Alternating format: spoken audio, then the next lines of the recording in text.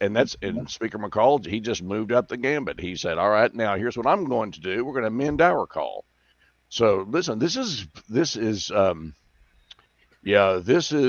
take the cannoli time right now. Okay, it's like that Dino. But I will tell you this, and then we want to get into some real fun stuff. All right, Ryan Martinez, he's like, we got to get out of here. We got to go be with our folks, our families, smell some fresh air, just do a big deep cleansing breath for several days and then come back because I I knew this was going to happen. I hate to say I told you so, but I could just tell that there were some egos and maybe I should say more frustration, but there were some hurt feelings. If you ask that question to some of these guys, Ryan, I'll just give you a preview. Ask you about hurt feelings. Not hurt feelings, but frustrations. So, yeah, I will say this. Get your popcorn out. Okay? Get for the legislative session, which is a perfect time to transition to the real danger zone. Our friend Dino Lalli and Ryan Welton. So when we put this thing together, we want to know what's going on. Concerts, music. And by the way, both Dino Lalli and Ryan Welton, for our viewers, they nailed the Grammys this year. Hats off to you guys for nailing that. I mean, it was unbelievable. And Dino nailed the movies. So what's the lottery number I should play? Right. What are you taking to Vegas? I'm gonna go buy mine today. So yeah. We'll split it. Hey, Dino, had you ever met Ray Liotta? Yes, I had the opportunity to interview him 6-7 times over the years, including Goodfellas. I tell you that, I mean, they're always a heartbreaker, but just a truly nice man. When in doing these interviews in person, I always love to observe how they treated other people in the room. Because you had 2 videographers, you have a sound person, usually a makeup person, someone from the studio to take care of any of their needs if they want something to eat, to drink, whatever. Usually a publicist is in there. And how they acted off camera when the camera was not rolling. And Ray was one of those guys who was just so polite. He had a really wicked sense of humor, very forthcoming. He knew why he was there, so he engaged with you. One of my friends who was a field representative for a studio got to work his room, and she had a little bit of a crush on him. But it was just how he addressed her. Yes, ma'am. No, ma'am. Thank you, ma'am. Just for this Southern, even though he's not from the South, wasn't born anywhere close to the South, but just a really nice guy. And I ran into him a couple times in LA at other premieres after that. And he would, kind of give me a head thing and come over and say, like, hey, man, how's it going? Just a down to earth guy. He didn't show up with an entourage. He wasn't into any of that at all. I saw him engage with other people who would come up and just say hi. They were a fan, and he engaged everybody. So, and that doesn't always happen, as you guys know. And so when I saw that on Twitter, it just, like so many other things, it broke our hearts this week. He was 67 years old, which is not old at all, and died in his sleep. So I'm kind of curious to see if there was some other underlying health problems. And his career was actually on a resurgence too. I think he's got 2 to 3 films in the can to come out over the next year and a half. And is in the middle of shooting a film. So, who knows how they'll finish up with that. But just one of those Hollywood stories that really, really sad to hear. Well, who wants to go first? I'm just going to get my notepad out and follow. By the way, I think I do need a weather report. I've got tickets to see Willie next week. Okay, it's outside. It's at the zoo. At the zoo, yeah. So I was taking a look at the weather forecast, and I'm not really sure. What does the app say? For Wednesday? What day? And you're talking Willie Nelson? I had no idea. Is at the zoo? It's been very quiet. Yeah. Yeah. All right. Which night? I am looking here. Chief Meteorologist David Payne reported last night that we got a cold front coming through with several chances for storms starting on Tuesday. Okay, let's see. As I remember, there was not only a severe risk, there was a chance of more heavy rain. Wednesday, the 6 p.m., June 1st. Yeah. I don't know the precise timing of these, but I know that Tuesday, Wednesday, Thursday, I mean, as I plan my week ahead, this is pretty typical. I look the week before and say, okay, am I going to be in Oklahoma City or am I going to be at Tulsa at our sister station, News on 6 KOTV? And, so I make my plans around that. And I'm not quite sure yet. Wednesday seemed to be the day that we'd have most of it, but I just know the cold front arrives on Tuesday and we have chances through Thursday. So 60% Tuesday night, 50% Wednesday night, 40. Well, and you guys know too, those kind of systems, they're changing and they're evolving into the atmosphere. So by the time they get here, they will tweak it. And I think David does a great job of adjusting as it gets closer to Oklahoma. But 100%. And all the weather crew, they all do that. But I've got a couple of things that I may have to adjust a little bit. But on the other flip side, now all of a sudden, we're on the back end of May, and in terms of tornadoes, Right. has this been like a new record in terms of the low number that we received? I don't think so. I don't know that it's not at the high end, but I don't think it's the low end. I mean, I would just obviously defer to our meteorologists.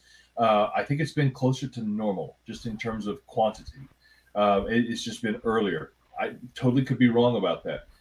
There's always the point for folks who aren't in news and don't cover this regularly, or who aren't super weather geeks. There's a point in late May or early June where the flow changes, and we go from this sort of spring jet stream type of thing to more of a summer type of pattern where the high pressure system, the ridge, settles on top of us. We're not there yet, but to me, it's felt like the rainstorms of the past couple of weeks have been more of a summer pattern. You notice that they're not moving from southwest to northeast. They're moving from more north to south, and so it's felt like that. But I've heard some rumblings among weather nerds that this week could be fairly active. So the weather knows no calendar. Well, that's true. That's a great way. That's a great way to put it. Just in time for College World Series. Oh, the women! Right. Yeah. As soon as they're playing at 1:00 today, Cowgirls have already punched their ticket. Right. So, do you know how many teams make it to the College World Series? I don't know. It's 8. 8. OU is the number 1 national seed. OSU is 7. If OU and OSU continue to win, Bedlam could be for the national title. Holy cow! Oh, wouldn't that be great? It'd be so nerve-wracking. I would love that. Yeah, of course. Oklahoma is the epicenter of softball on the planet, and if you haven't had a chance to watch Robin Marsh's Chasing a Championship series, it truly is one of the best things that I have loosely from the background been associated with in my time with Griffin Communications. The story she did with Patty Gasso and the team, Jordy, Jocelyn, Jada Coleman, all of these stars and studs, is a fantastic series, and we have a banner linked up at the top of news9.com so that you can go watch all the videos. I saw the one on Coach Gasso last night, and that was just terrific. It was a story of Patty's inspiration, her mother. Her mother, yeah. She'll be competing against herself for the Emmy. I don't know how many she can win, but the male, it's in. Okay, I don't know who else is in that category, but it's not a good deal for them because this stuff is award-winning journalism. Okay? The series is award-winning, but I will tell you the story that she did about Lindsay Elam and her mother is one of the best stories I've ever seen. Incredible. I saw that. I mean, first off, it moves you to tears, and Lindsay Elam is just like, what a strong person. 100%. Yeah. So, yeah. All right. So I brought up the Willie thing. Let me get Ryan. What are we going to be listening to on our iPhones this summer? Well, I put together a list here that I'm just my little cheat sheet. I I felt like last year was the year of Bruno through his partnership with Anderson .Paak and Silk Sonic.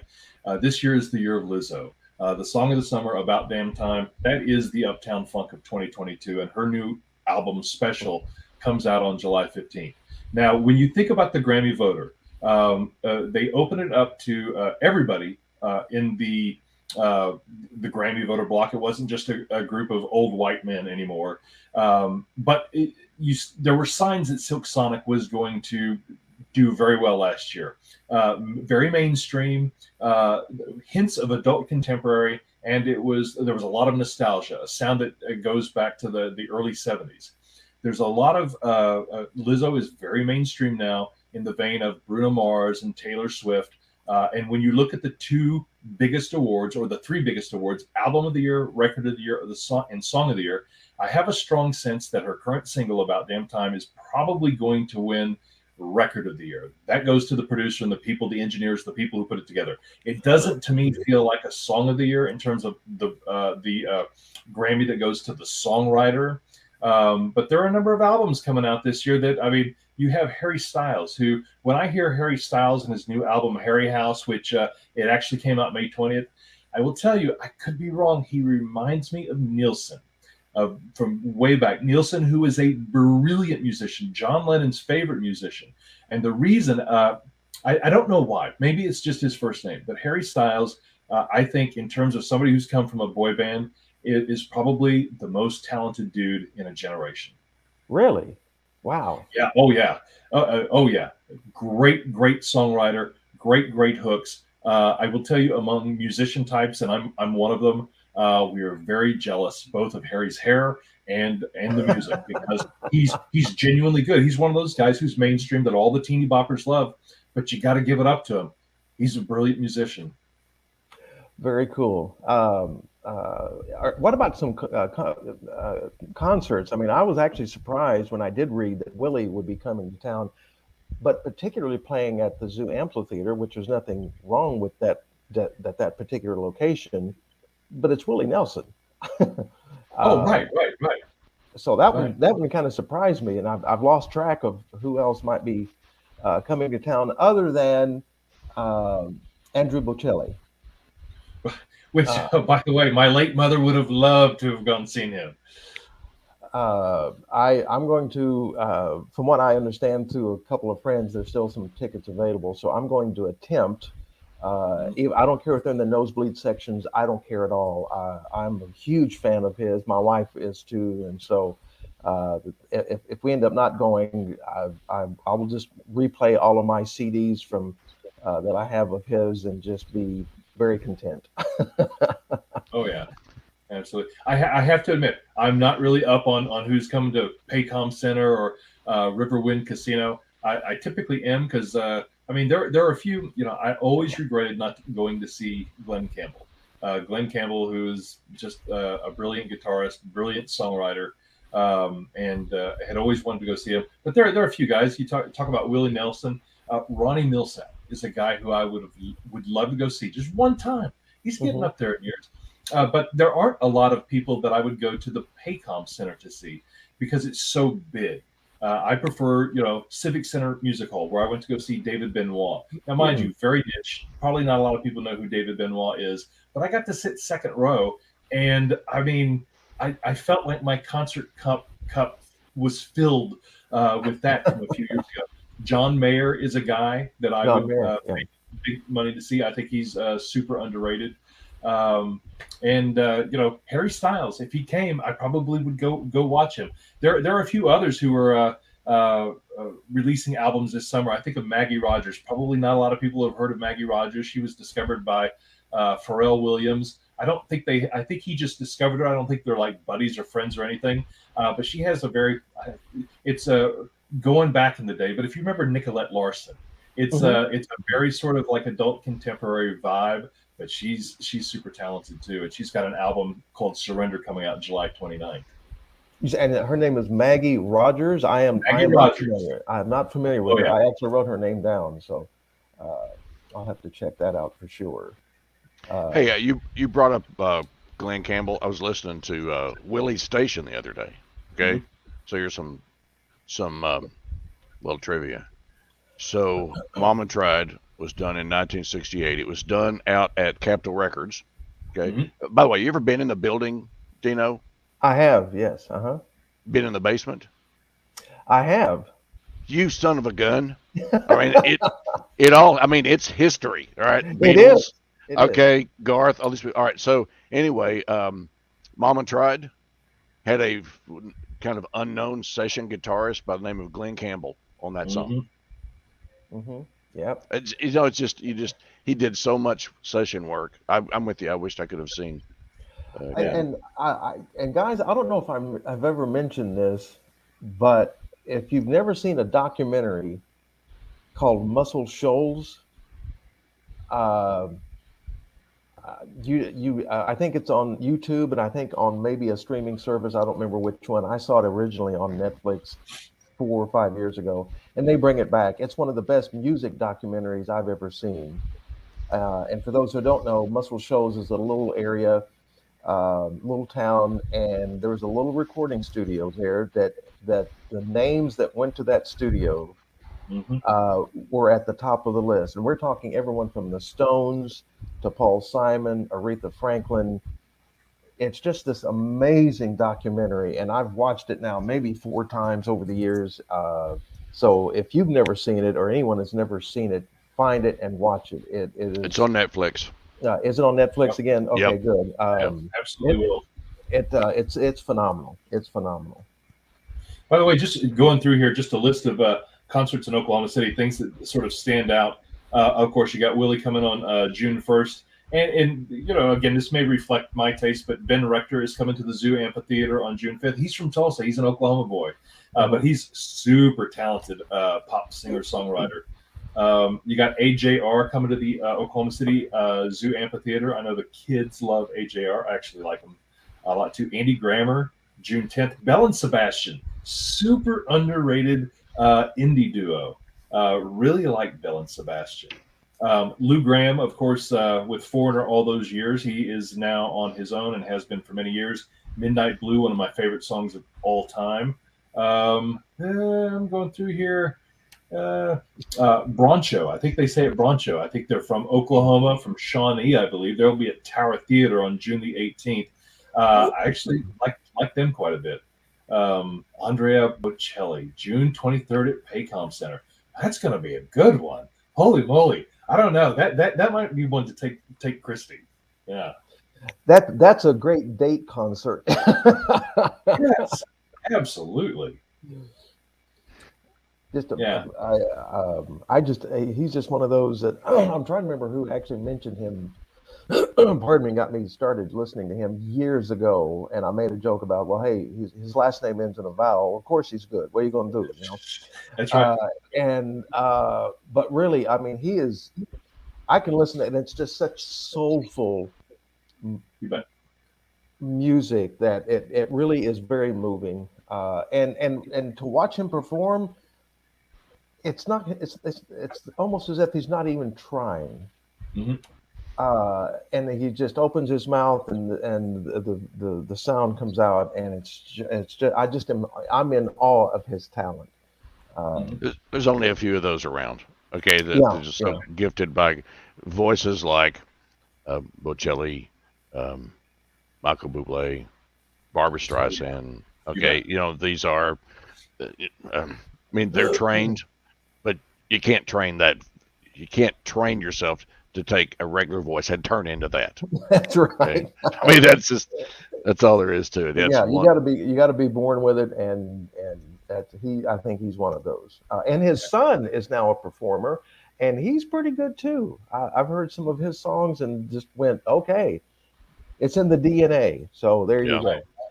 I got a couple more concerts midsummer. So and this is just diverse styles, and you go from the young to our generation.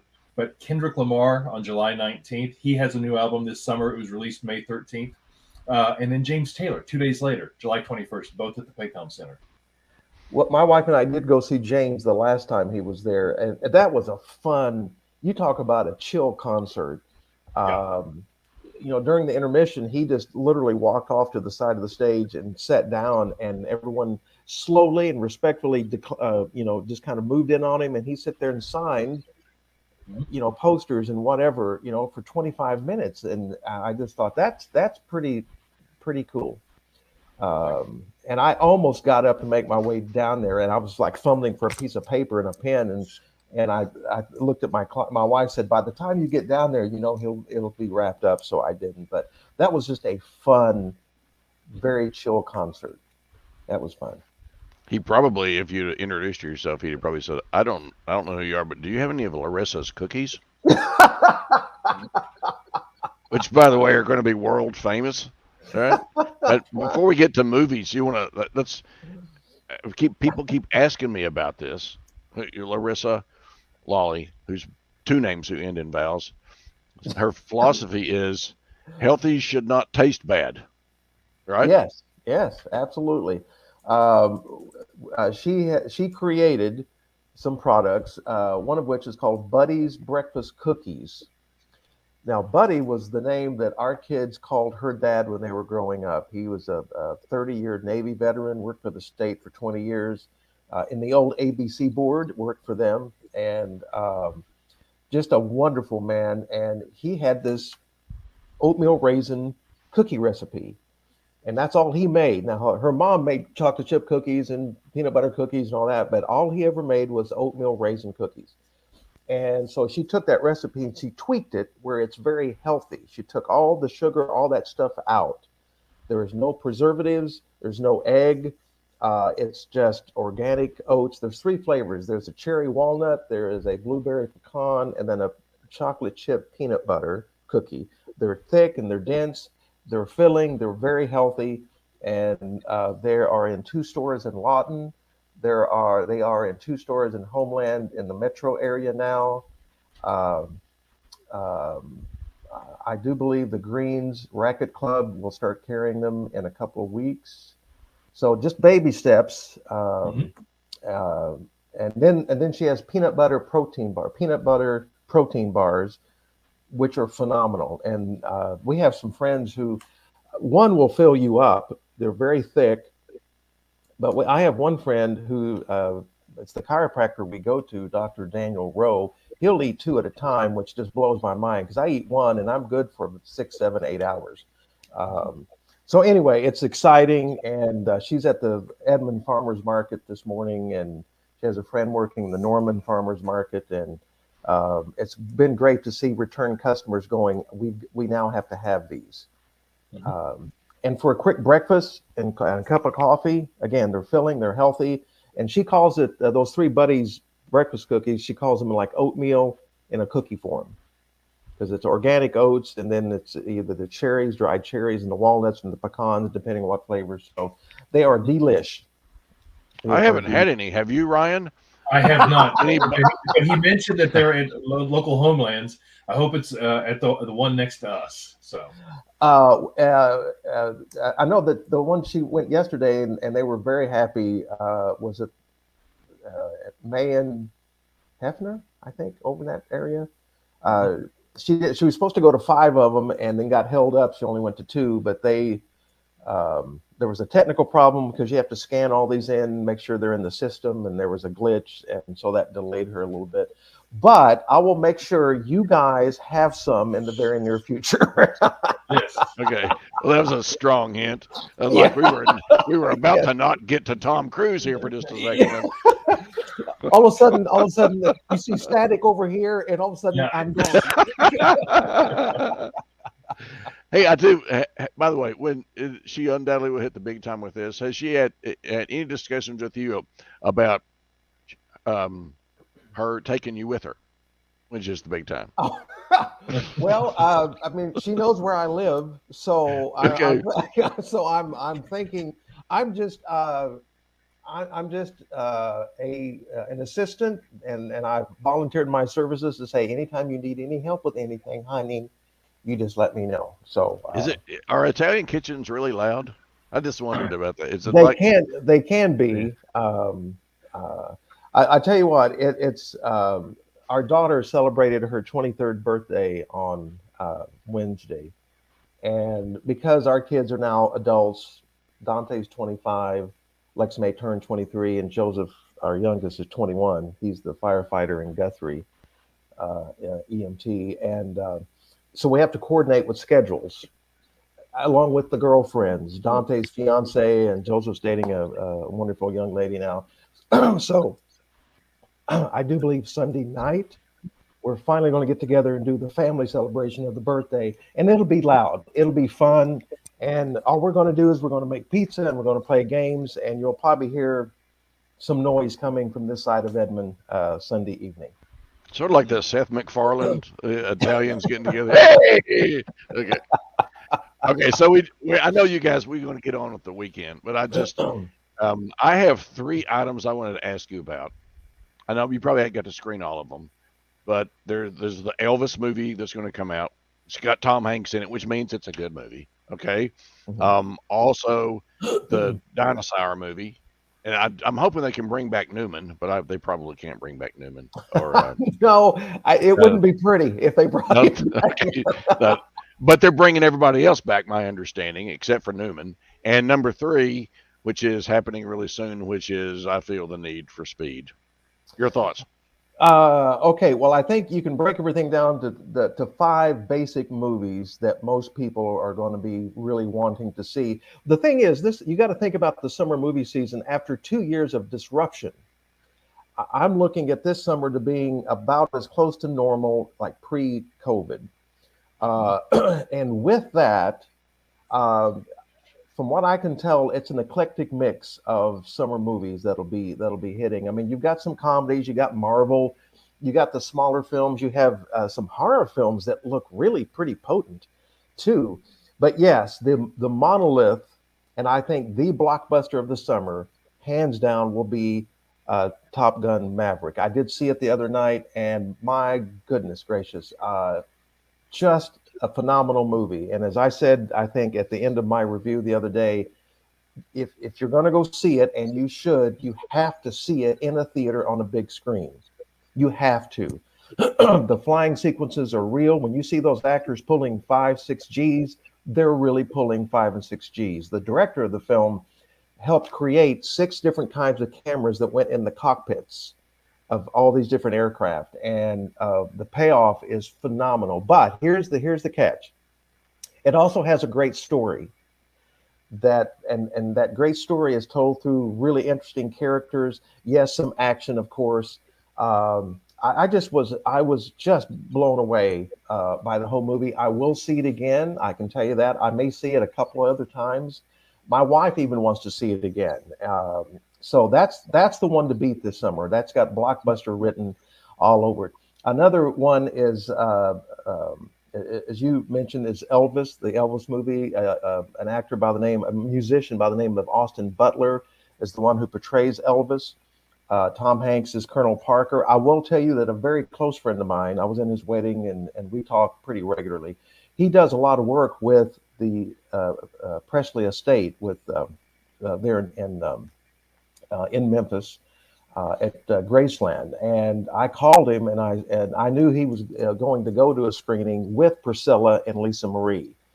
Both Lisa Marie and Priscilla, big thumbs up on Elvis. So if they approved it, I think I'm going to actually enjoy it, and I love the fact that they're bringing in the Colonel Parker character here, and Baz Luhrmann, who is very good with musicals. I'm really interested to see what his take is. I didn't get a chance to talk to my friend Tom about those specifics, but that's one of the other ones. The animated film Lightyear is on my list of probably in that 5. This is more of an origin story for Buzz. I look forward to seeing that one. I'm a big fan of Buzz, and we'll see how that goes. And then Thor, Love and Thunder. Chris Hemsworth returns. Now Natalie Portman returns for this one as well. And I think that has some potential of moving the needle a little bit. Here's the thing: streaming and VOD, video on demand, they've changed the equation of how movies are presented, and I think that's going to be permanent for quite a number of years. I mean, what do you think? I just can't help but think that's part of the cog of how films are released now.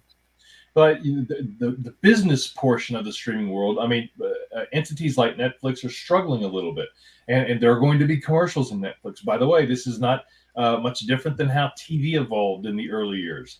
But yes, and I think that's why you're going to see movies like Top Gun Maverick, where critics and audience, people who view it say, actually, this is one that you have to see in the theater. I think there will be more movies and more videographers and scientists and technologists coming up with cameras and things for big payoffs, like those scenes in the. I think that more technology is going to be involved to make these movies must sees in the physical theater building.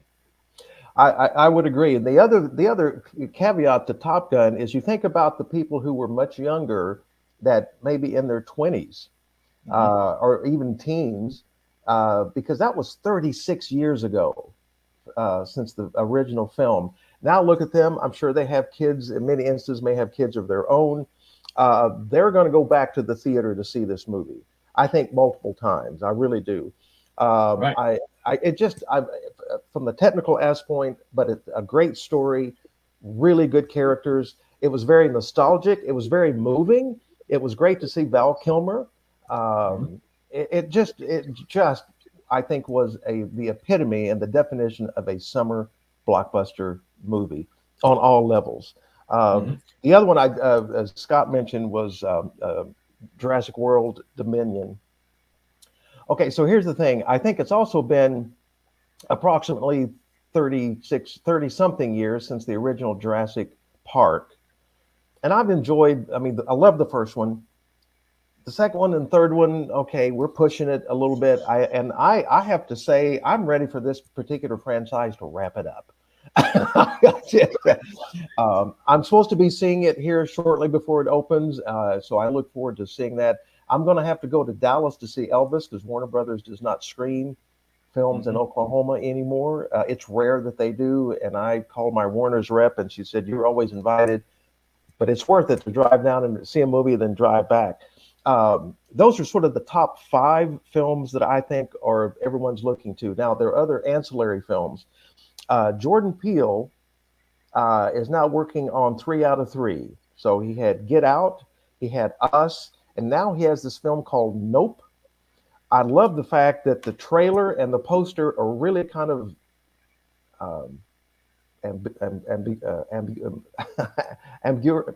I cannot talk this morning. There's somewhat ambiguous. Yes.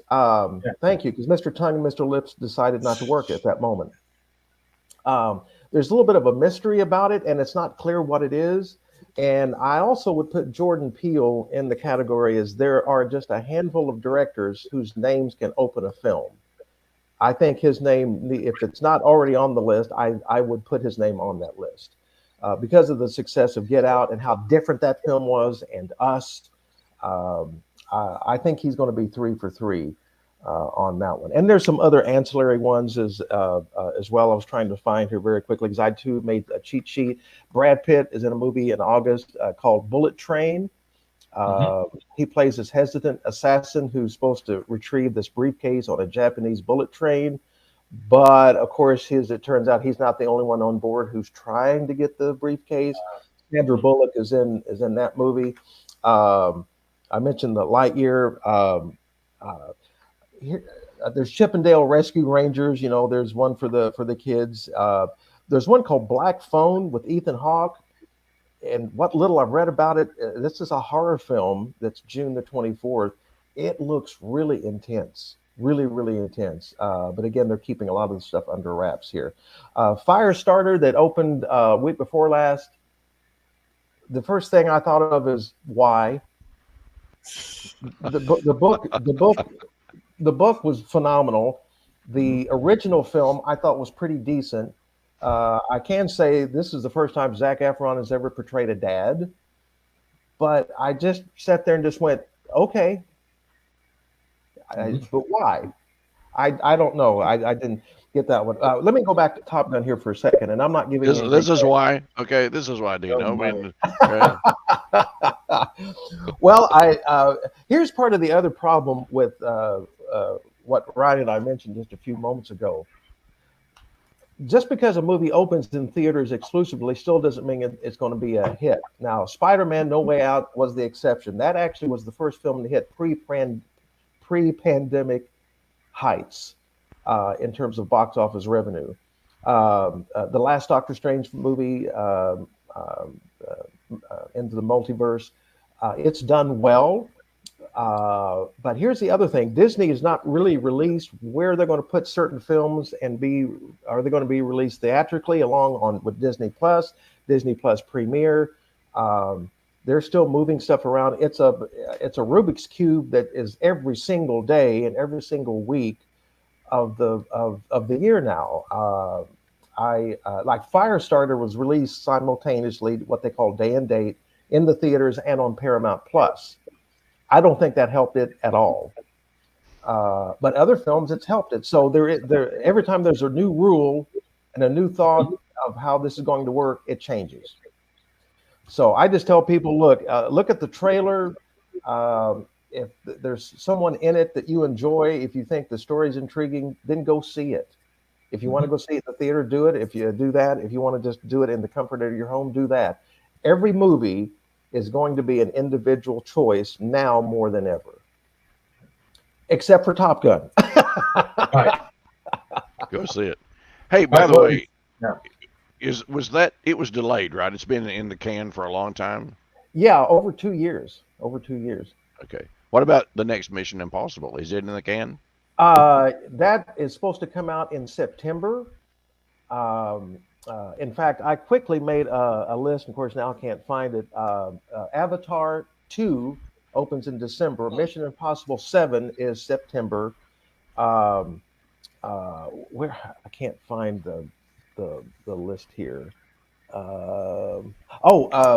The movie The Flash, which is real interesting because the main star Ezra Miller has been in all kinds of trouble, assaulting people in Las Vegas, stalking them. I've never interviewed him. I don't know that much about him, but he seems to have some problems. So that movie is coming out in the fall as well. But yeah, Mission Impossible 7 is, I do remember, is like September the 4th or the 9th. It's whatever that Friday is. But right now, Cruise is on a high, man. He's more power to him. Well, it speaks to what we were talking about, both in terms of music and movies. Nostalgia.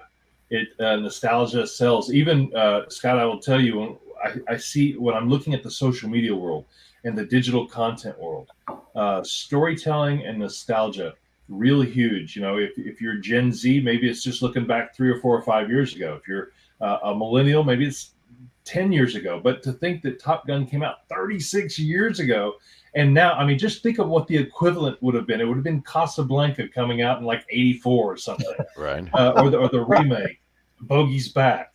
It's just wild to think, and I think it crosses all media. The demand for nostalgia. My only question is when does Fast and Furious 37 come out? Oh man, see, okay, I've been criticized for this, but the first couple of films I did like, and the what is it? Is it 8 now? 9? 8 or 9. Yeah. I've enjoyed most of those, but there are some that I know they make a ton of money. I know there's an audience out there for them. I don't berate any of those people who want to go see it. But I've made a joke before that if you add up Vin Diesel's dialogue out of all those 9 movies, it would come out to about a page and a half. Words, and I know that's the character and all that stuff, but I think the main word would be family. I imagine that's the word he says more than anything else. Because we're a family. Because we're a family, and that's great. I think they're going in a good direction and all that. But you know what? As long as it makes money, the studios will continue to do them. I don't know what else they'll come up with at this point in time. That last one, though, that's one thing to suspend disbelief. That one just threw it in the trash. It just went okay, and then the entertainment level hopefully goes up with that. But I'm really curious to see by the time we get to the fall how this summer will pan out. I do believe that Top Gun Maverick will be the big blockbuster, but I do think these other films will do fairly well. I mean, David Cronenberg, who directed The Fly years ago, has a horror film coming out. It's just, and David Cronenberg. Anytime I see his name, I just know it's going to be weird. It's going to be funky. Sometimes it's good, weird, and good, funky. Sometimes you just walk out going, "Well, okay, I won't be seeing that one again." But these some of these smaller horror films, because horror films seem to be always kind of in all the time, and but I'm really interested to see Elvis and Nope. I think they're kind of at the top of my list. These other ones, yes, I want to see Thor to see what they're going to do with Natalie Portman's character and all that. But Elvis and Nope are really the two that I can't wait to see, just to see how they were put together. So, quick nostalgia. When Top Gun came out, based upon what you just told me, George Nye was still the governor of the state of Oklahoma. Oh my gosh. And would have been 5 years younger than me right now when he was at that time. Wow. I'm not saying I'm old, but I think my social security number is 3. So okay. I'm not saying that I'm too awful old, but that does put in perspective, doesn't it? Wow. Yeah. And then you think about people that have played Elvis. Okay, Kurt Russell. Val Kilmer. Played him. Michael Shannon has played Elvis. There's somebody else that was no movies from the #1 box office star in the world, Dwayne "The Rock" Johnson. I think his next one is, again, I actually wrote it down and now I can't find it and I've gone blank. You need more Buddy's cookies for energy. Boy, I do. I did more coffee too. I will tell you on Netflix, Jamie Foxx is starring as I think the film is called Single Dad, and I think it's coming out in July. He plays a pool cleaner by day and a vampire killer by night. Now, how's that for a second job? Was that a vampire that charged Dave Chappelle the other night because Jamie took him down? Yeah. I think I read a little thing that he didn't have a real gun, but he had like a wooden gun. But I guess he had been protesting about some other things, and I don't know how he made it up on stage. But that was scary. And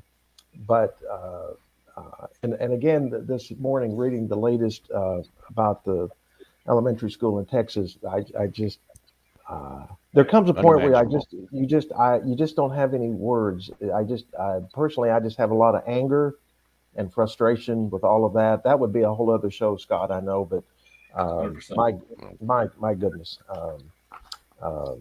with that. But yeah, so I'm kind of curious to see what the strategies will be as we hit the end of the summer. What Hollywood is thinking, and we can talk about that. Maybe do a summer wrap with everybody. All right, so we have you hooked for that, both of you. We'll see how the summer went. It'll be fun. By the way, you mentioned the documentary. Also, Echoes from the Canyon is on Netflix. It's about 60s music, Ryan. It's about how all these guys are sitting around and Brian Wilson brings in a dump truck full of sand to do all his composing for Pet Sounds.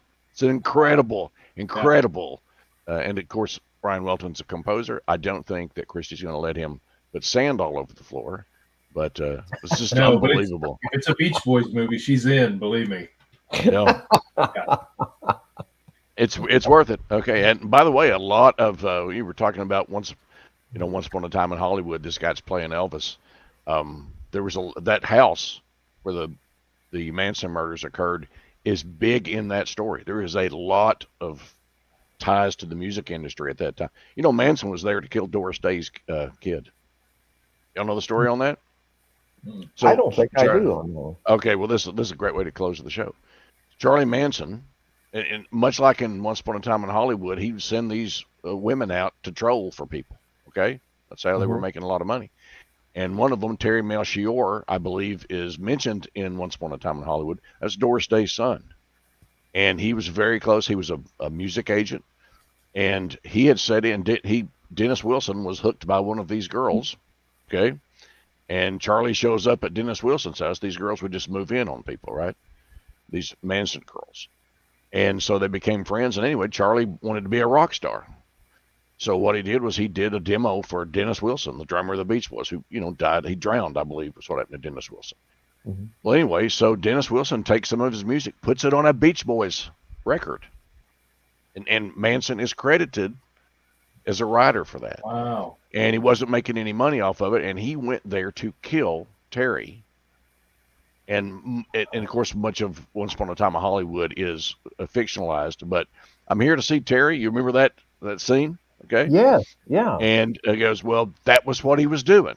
The Mansons were going to kill Terry Melchior, and Polanski and his people had moved into that house. So he just sent them there.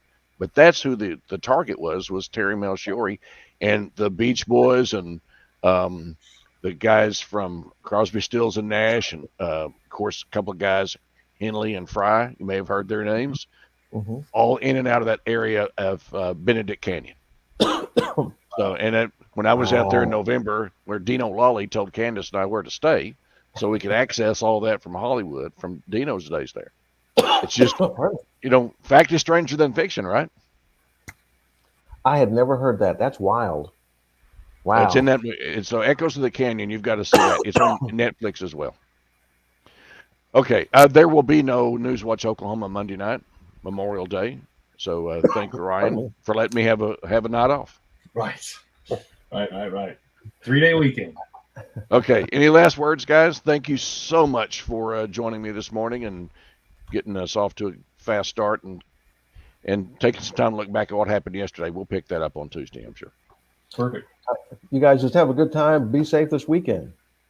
All right. And thanks, everyone, for joining us. And your vote counts tomorrow morning. It's going to be an interesting one. Hope you'll tune in. That's Ryan Martinez and the next leader of the minority party in the Oklahoma House of Representatives, Representative Cindy Munson, who's out knocking doors today. So thanks, Ryan. Thanks, Dino. Thanks for tuning in. We'll see you next week.